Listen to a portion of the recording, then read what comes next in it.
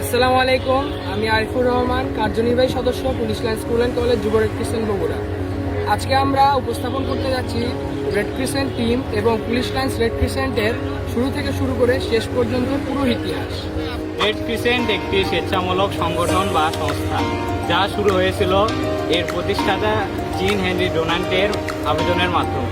যা ছিল তার 1862 সালে লেখা এ মেমোরি অফ সালফেন্ডা বইয়ের মূল কথা। আমরা কি পারি না প্রতিটি দেশের এমন একটি সেবামূলক সংস্থা গঠন করতে যা সত্যি মৃত্যু নির্বিশেষে আমাদের দেশে 1853 সাল থেকে যাত্রা শুরু হয়েছে। ক্রিসেন্টের আন্দোলনে 7টি মূলনীতি রয়েছে: মানবতা, পক্ষপাতিনতা, নিরপেক্ষতা, স্বাধীনতা, স্বেচ্ছামূলক সেবা, সার্বজনীনতা, একতা। 1863 সাল থেকে এখন পর্যন্ত কোটি কোটি স্বেচ্ছাসেবক নিয়ে অত্যন্ত পরিশ্রমের সাথে কাজ করে যাচ্ছে যুব রেড ক্রিসেন্ট আন্দোলন। ক্রিসেন্টের ওই একটি দল police line school and college Bogura যুব রেড ক্রিসেন্ট দল, যার যাত্রা শুরু হয়েছে 2009 সাল থেকে। এটি পরিচালিত হয়ে আসছে দায়িত্বপ্রাপ্ত শিক্ষক এবং সুযোগ্য দলনেতাদের নেতৃত্বে। এই দলের প্রথম দলনেতা ছিলেন রেজওয়ান ইসলাম। প্রথম নারী দলনেতা ছিলেন তাসমিয়া ইসলাম। এই দল একটি অন্যতম অবস্থায় রয়েছে।